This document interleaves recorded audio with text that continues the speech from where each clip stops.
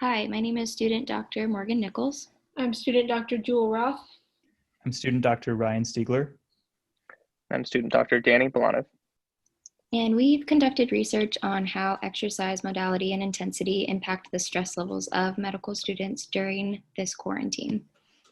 So just a little bit of background. The pandemic created an environment that forced medical students to move to online learning and away from in-person contact with faculty and classmates.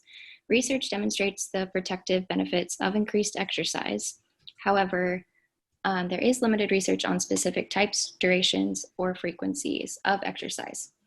Therefore, we conducted this survey to see if medical students who exercised more or less during socially distanced online learning had less anxiety or more anxiety than those who did or did not exercise.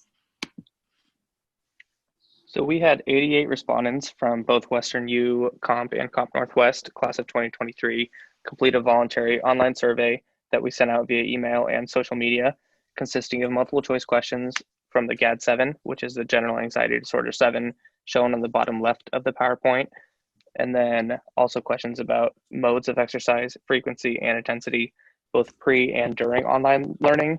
And then we used a combination of qualitative and quantitative analysis to examine our results. Moving on to the results section, as you can see in Figure 2, overall as a cohort, prior to COVID and since COVID, the GAD-7 score generally increased. Of note, once we stratified for exercise modality, it turned out that yoga was one of the only modalities that did offer a higher risk of moving into a higher GAD-7 score with a p-value of 0.0335.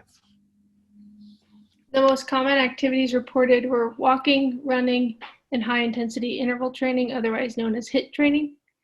Utilizing the GAD-7, the main barriers to wellness during isolation included trouble relaxing, feeling nervous, anxious, or on edge, and becoming easily annoyed or irritable. The main reported barrier in pre-pandemic isolation included worrying too much about different things.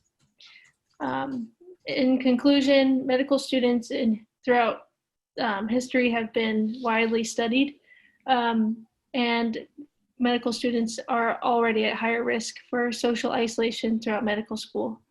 Using the isolation model of COVID-19, the effects of reduced social interactions on wellness were not mitigated by any level of exercise intensity or frequency. Notably, females and those participating in yoga showed an increased risk of moving into a higher GAD-7 category in our study.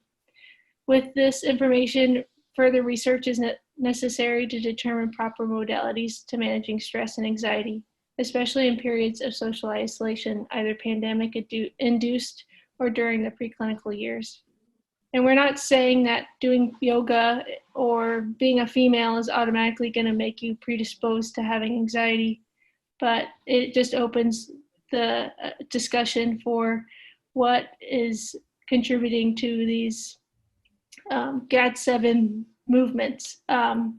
Is it that people who do yoga are more in tune with their body and their emotions, or that females are as well? But this is up for discussion and definitely a place of research that needs to happen. Thank you.